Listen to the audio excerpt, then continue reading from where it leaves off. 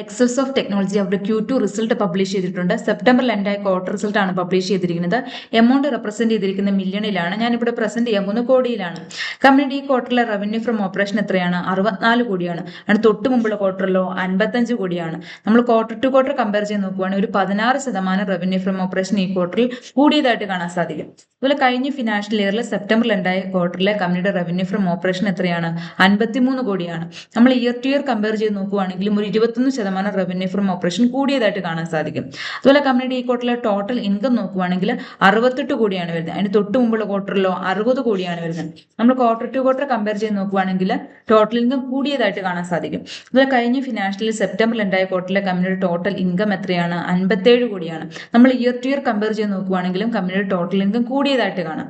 അതുപോലെ കമ്പനിയുടെ total expense നോക്കുവാണെങ്കിൽ ഈ ക്വാർട്ടറിൽ 55 കോടിയാണ്. അതിന് തൊട്ട് മുമ്പുള്ള ക്വാർട്ടറിലോ 52 കോടിയാണ്. നമ്മൾ ക്വാർട്ടർ ടു ക്വാർട്ടർ കമ്പയർ ചെയ്ത് നോക്കുവാണെങ്കിൽ ഒരു 4% ടോട്ടൽ എക്സ്പെൻസ് കൂടിയതായിട്ട് കാണാം. അതുപോലെ കഴിഞ്ഞ ഫിനാൻഷ്യൽ സെപ്റ്റംബറിൽ ഉണ്ടായ ക്വാർട്ടറിലെ കമ്പനിയുടെ ടോട്ടൽ എക്സ്പെൻസ് എന്ന് പറയുന്നത് 46 കോടിയാണ്. നമ്മൾ ഇയർ ടു ഇയർ കമ്പയർ ചെയ്ത് നോക്കുവാണെങ്കിൽ ഒരു 18% ടോട്ടൽ എക്സ്പെൻസ് ഈ ക്വാർട്ടറിൽ ഈ സെപ്റ്റംബർ ക്വാർട്ടറിൽ കൂടിയതായിട്ട് നമുക്ക് കാണാൻ സാധിക്കും. കമ്പനിയുടെ ഈ ക്വാർട്ടറിലെ പ്രോഫിറ്റ് ബിഫോർ ടാക്സ് നോക്കുവാണെങ്കിൽ 13 കോടിയാണ് വരുന്നത്. അതിന് തൊട്ട് മുമ്പുള്ള ക്വാർട്ടറിലോ 7 കോടിയാണ് വരുന്നത്. നമ്മൾ ക്വാർട്ടർ ടു ക്വാർട്ടർ കമ്പയർ ചെയ്ത് നോക്കുമ്പോഴത്തേനും പ്രോഫിറ്റ് ബിഫോർ ടാക്സ് കൂടിയതായിട്ട് കാണാൻ സാധിക്കും. അതുപോലെ കഴിഞ്ഞ ഫിനാൻഷ്യൽ ഇയറിൽ സെപ്റ്റംബറിൽ ഉണ്ടായ ക്വാർട്ടറിലെ പ്രോഫിറ്റ് ബിഫോർ ടാക്സ് എത്രയാണ്?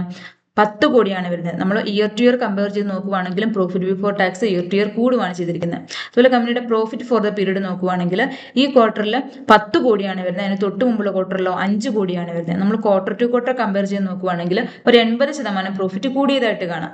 അതുപോലെ കമ്പനിയുടെ കഴിഞ്ഞ ഫിനാൻഷ്യലിലെ പ്രോഫിറ്റ് ഫോർ ദ പീരീഡ്, അതായത് സെപ്റ്റംബറിൽ ഉണ്ടായ ക്വാർട്ടറിലെ പ്രോഫിറ്റ് എന്ന് പറയുന്നത് 8 കോടിയാണ്. നമ്മൾ ഇയർ ടു ഇയർ കമ്പയർ ചെയ്ത് നോക്കുവാണെങ്കിൽ ഒരു 22% പ്രോഫിറ്റ് കൂടിയതായിട്ട് കാണാൻ സാധിക്കും ഇയർ ടു ഇയർ. അതുപോലെ കമ്പനിയുടെ EPS ഏണിംഗ് പെർ ഷെയർ നോക്കുവാണെങ്കിൽ ഈ ക്വാർട്ടറിൽ 1 പൈസയാണ് വരുന്നത്. അതിന് തൊട്ട് മുമ്പുള്ള ക്വാർട്ടറിലോ 0.57 പൈസയാണ്. നമ്മൾ ക്വാർട്ടർ ടു ക്വാർട്ടർ കമ്പയർ ചെയ്ത് നോക്കുവാണെങ്കിൽ ഒരു 75% EPS കൂടിയതായിട്ട് കാണാം.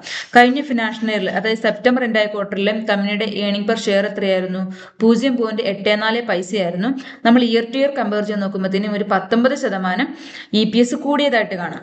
നമുക്കിനി ഇൻകം സ്റ്റേറ്റ്മെന്റിനെ ഒന്ന് സമ്മറൈസ് ചെയ്ത് നോക്കുവാണെങ്കിൽ revenue from operation quarter to ക്വാർട്ടറും ഇയർ ടു ഇയർ നമുക്കൊരു ഗ്രോത്ത് കാണാൻ സാധിക്കും. അതുപോലെ ടോട്ടൽ എക്സ്പെൻസ് നോക്കുവാണെങ്കിൽ ക്വാർട്ടർ ടു ക്വാർട്ടർ ഒരു 4% കൂടിയിട്ടുണ്ട്. ഇയർ ടു ഇയർ ഒരു 18% കൂടിയിരിക്കുന്നത്. അതുപോലെ കമ്പനിയുടെ പ്രോഫിറ്റ് ആഫ്റ്റർ ടാക്സ് നോക്കുവാണെങ്കിൽ ക്വാർട്ടർ ടു ക്വാർട്ടർ നല്ല രീതിയിൽ ഒരു ഗ്രോത്ത് കാണാൻ സാധിക്കും. ഇയർ ടു ഇയർ നമുക്കൊരു ഗ്രോത്ത് കാണാൻ സാധിക്കും. അതുപോലെ EPS നോക്കുവാണെങ്കിലും കമ്പനിയുടെ ഏണിംഗ് പെർ ഷെയർ നോക്കുവാണെങ്കിൽ ക്വാർട്ടർ ടു ക്വാർട്ടർ നല്ല രീതിയിൽ ഒരു ഗ്രോത്ത് ഉണ്ട്. അതുപോലെ നമുക്ക് ഇയർ ടു ഇയറും ഒരു ഗ്രോത്ത് കാണാൻ സാധിക്കും.